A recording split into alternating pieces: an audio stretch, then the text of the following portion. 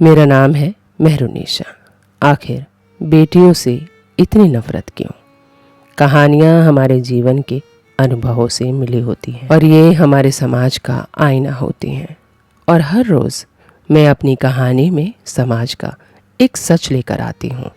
आज भी मैं एक गरीब परिवार का सच आप लोगों के लिए लेकर आई हूँ, जो हमारे समाज का सच दर्शाती है। एक गरीब परिवार में एक सुंदर सी बेटी ने जन्म लिया।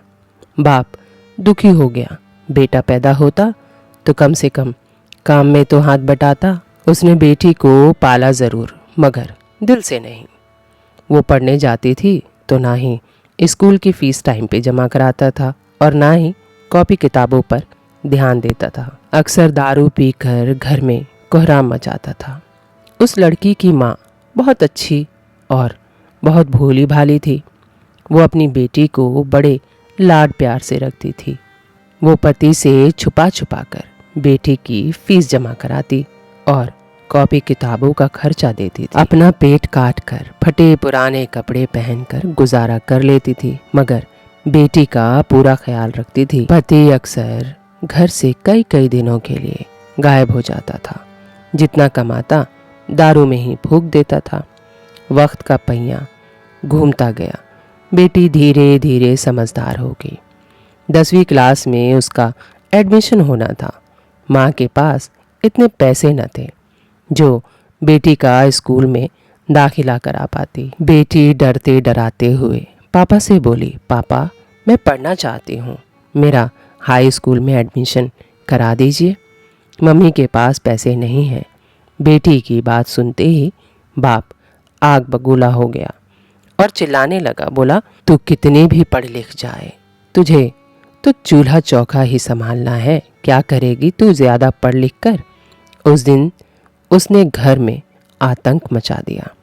वह सबको मारा पीटा और घर से निकल गया। बाप का व्यवहार देख बेटी ने मन ही मन में सोच लिया कि अब वो आगे की पढ़ाई नहीं करेगी। कई दिन गुजर गए। बेटी घर का काम संभालने लगी। उसका बाप जिस दिन से झगड़ा करके गया वो लौट कर नहीं आया। 1 महीना गुजर गया।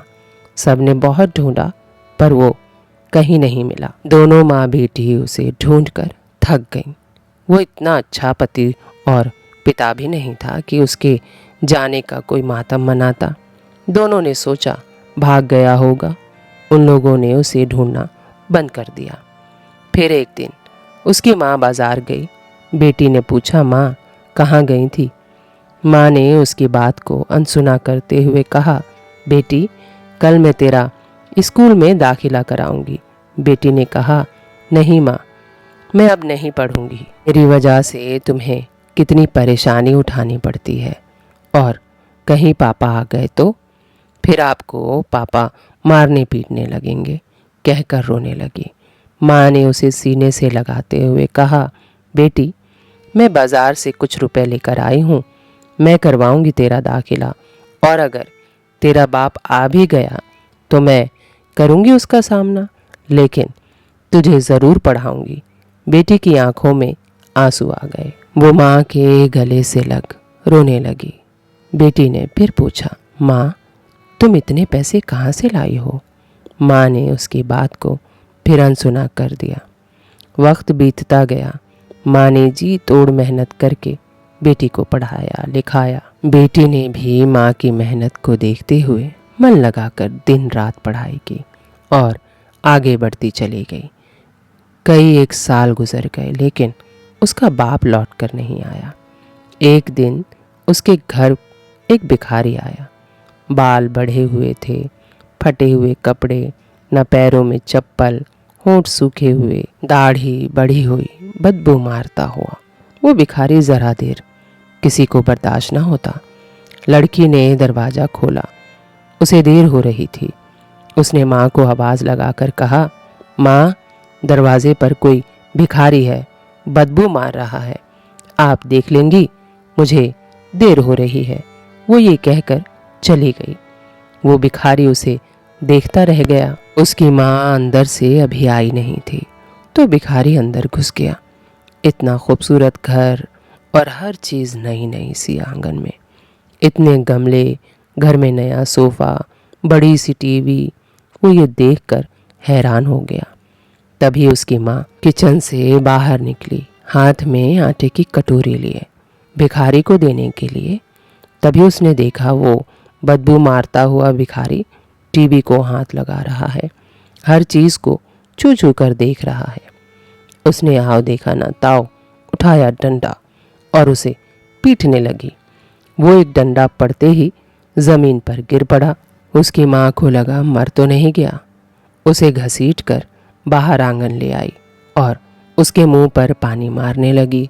तब उसने गौर किया और ध्यान से देखा तो वो भिखारी कोई और नहीं, उसका पति था। वो एकदम चौंक गई। जल्दी से उसने अपनी बेटी को फ़ोन किया और सारी बात बताई।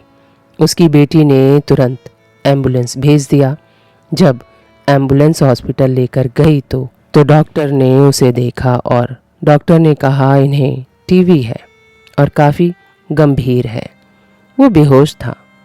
कुछ देर बाद जब उसे होश आया तो डॉक्टरनी का चेहरा देखकर उसके होश उड़ गए। वो डॉक्टरनी कोई और नहीं बल्कि उसकी अपनी बेटी थी। शर्म से पानी पानी बाप कपड़े से अपना चेहरा छुपाने लगा और रोने लगा। हाथ जोड़कर बोला, मुझे माफ़ करना, मैं तुम्हें समझ ना सका। ये है सच्चाई हमारे कुंठित समाज की। बेटियां चाहे जो कर दें अपने माँ बाप की शान बढ़ाने के लिए, मगर माँ बाप उन्हें तब भी एक ही आंख से देखते हैं, हमेशा दूसरे स्थान पर ही रखते हैं। बेटी आखिर बेटी होती है। बाप को रोते देख बेटी ने बाप को गले लगा लिया, लेकिन वो पुरानी बातें उसे फिर याद आई। तभी उसने अपनी माँ से पूछा, माँ तुमने मुझे आज तक नहीं बताया कि मेरे हाई स्कूल के एडमिशन के लिए पैसे कहाँ से लाई थी। बेटी के बार बार पूछने पर माँ ने जो बात बताई उसे सुनकर बेटी की रूह कांप गई। माँ ने अपने शरीर का खून बेचकर बेटी का एडमिशन कराया था। तभी तो माँ को भगवान का दर्जा दिया जाता है। माँ जितना औलाद के लिए त्याग कर सकती है उतना दुनिया में कोई और नहीं कर सकता। उम्मीद है मेरी ये कहानी आपको अच्छी लगी होगी और अगर मेरी वीडियो आपको पसंद आई होगी तो मेरे चैनल को सब्सक्राइब कीजिएगा और हाँ, बेल आइकन को दबाना ना भूलिएगा, क्योंकि मैं हर रोज़ आप लोगों के लिए एक सच्ची कहानी लेकर आती हूँ।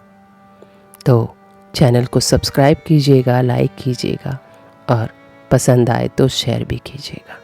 Thank you for watching. Thank you for watching.